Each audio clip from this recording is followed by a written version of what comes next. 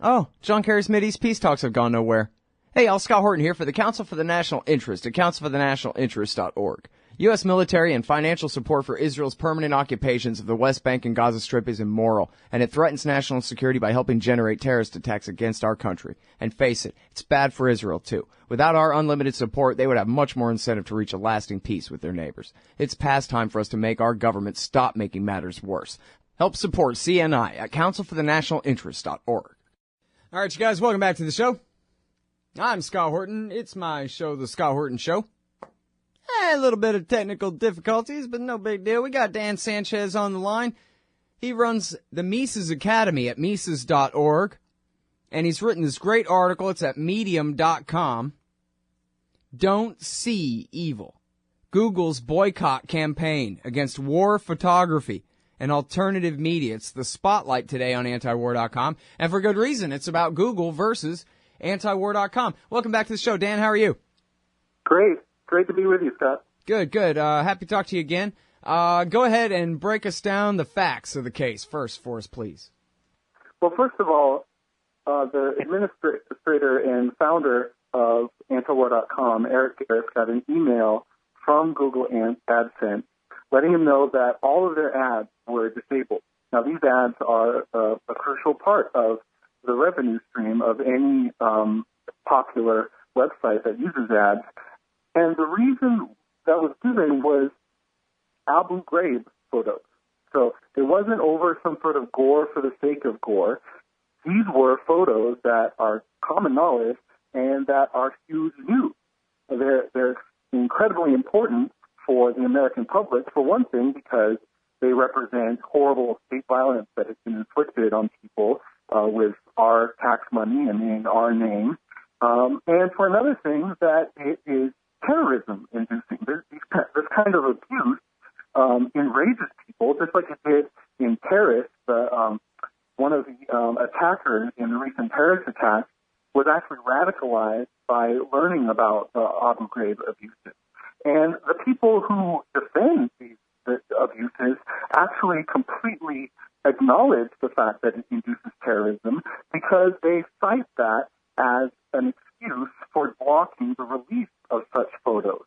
And so not realizing that that's an excellent reason for not committing these abuses in the first place, but also not realizing that even without the release of these photos, that people, word would get out. Word would get out among Iraqis and among Muslims in general that these abuses are happening. And so really these kinds of photos are important because ultimately they reduce terrorism, because they make people, the American public, so disgusted about it that they demand that the abuses stop. And that is most important, that the abuse stops, so they stop triggering terrorism, but also just for the sake of not abusing people. And one of the PR guys answered back to a query of Eric Garris saying that, well, these pictures, they just need to be okay to be seen by any child in any region of the world, which is just baffling because you have to wonder, what does that mean? Like, what are you talking about? Are you talking about these websites being, G-rated now? Are you talking about any region of the world that are allies, that we don't want to offend our allies? Like, does it matter the identity of the victims or victimizers? And what's troubling is that this is a widespread problem. It's not just antiwar.com. For example, Knit Press News, which is another anti-war website, they had to blur their Abu Ghraib photos because of similar objections from AdSense. The American Conservative had to disable ads on its articles because of an objection from Google AdSense over pictures of U.S. troops urinating on horses. It goes beyond AdSense. It's Google's YouTube has been doing this kind of thing too. The website We Are Change had all of its YouTube videos demonetized.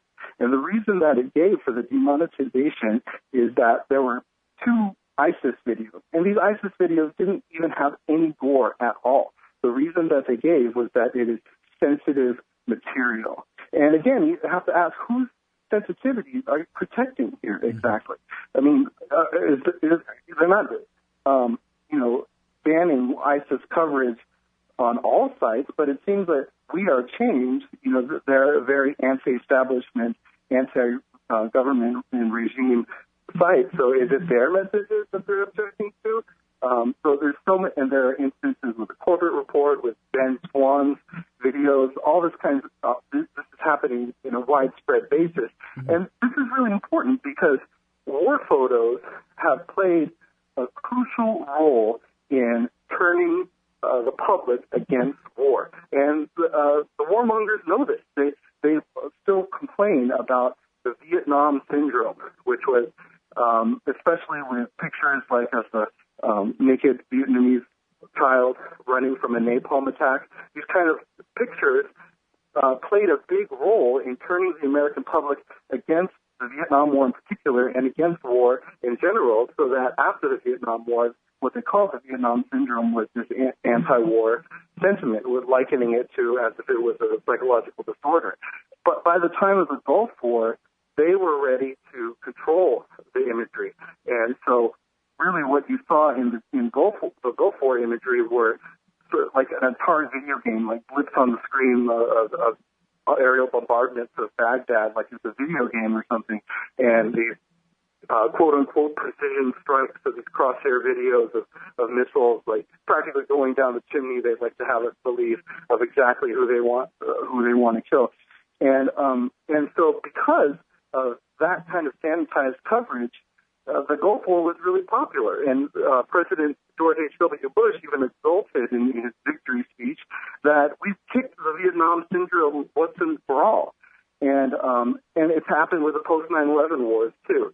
That they really try to control that as well, especially through the embedded journalism program, where they lure journalists with access in exchange for them submitting to censorship. Mm-hmm. They wouldn't even let, until 2009, the flag draped coffins that were returning from the war zones be photographed. All right, now let me stop you for just a second, Dan, because we're short on time here, but I want to get to, you've clearly made the case why the government doesn't want us to see these pictures, because, well, geez, if what we're doing causes harm, and people might begin to object and that kind of thing. But what does Google care? Why would Google do what they're doing now? Well, yeah, like you'd expect, it would be exactly what a company that was deeply concerned with the government's goals to do. And indeed, as it turns out, that Google is actually deeply connected with the government. Julian Assange has a book called When Google Met WikiLeaks, and he has this chapter that's online called Google is Not What It Seems, where he really lays out how deeply connected Google is with the State Department, with the White House, with it's a huge defense and intelligence contractor now. General Alexander, then head of the NSA, referred to Google as a key member of the defense industrial base, which is security state newspeak for military industrial complex, of course. And Google even helped to drum up support for the air war against Syria that Obama and Kerry wanted. It used its front page, the most popular page on the internet, to actually advertise a Google Hangout section where Kerry was basically lying people into war, because he used this Hangout section to tell the debunked lie that the Syrian government had used chemical weapons against people. And as it turns out, that there's been Pentagon and intelligence community involvement with Google from the very beginning.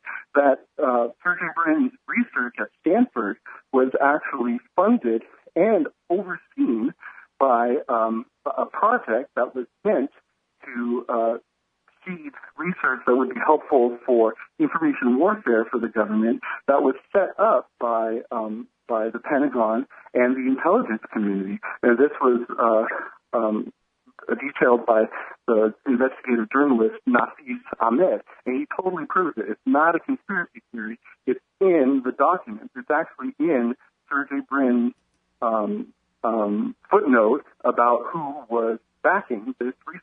Mm-hmm. And so it goes back to the very beginning. Yeah. Well, I sure hope that that the audience will do their best to help to make this article viral, because this is important to any kind of political activist, not necessarily just anti-war people. But if Google, it's not the government, but as you say, it's pretty close to them, and it has such a dominant position in the market that this can be really decisive for so many people, so many activist groups fighting for this, that, or the other cause. I mean, this has just got to be important to every freedom-loving American. So everyone, please go find this article. It's the spotlight today on antiwar.com. Don't See Evil by Dan Sanchez about Google's war against antiwar.com, and help do what you can to tweet it out, put it up on Facebook, send it to your friends on your email list, and let's see if we can, really break into even TV news here with this, because this is just huge. And thank you, Dan, not just for your time on the show, but for the great work that you've done on this article here. It's a really important one, and very well done. I'm happy to do it. Thank you so much. All right, thank you. That's Dan Sanchez, y'all. He teaches Mises Academy at Mises.org, and he's the author of this great article, Don't See Evil: Google's Boycott Campaign Against War Photography and Alternative Media. It's the spotlight today on antiwar.com. We'll be right back with Tyler Cullis in just a sec. In America today, teachers, cops, judges, and other so-called public servants make far more than the average taxpayer. And their pensions, well, if the people knew, they'd join us. That's where you come in. Taxpayers United of America is embarking on a great new project to train activists how to take on the parasites in your communities. The entire process, from prying loose the facts to disseminating the truth to the people. The next of these great workshops is Saturday, April 11th in Las Vegas. It's just $15. For more information, go to taxpayersunited.org/govpensions.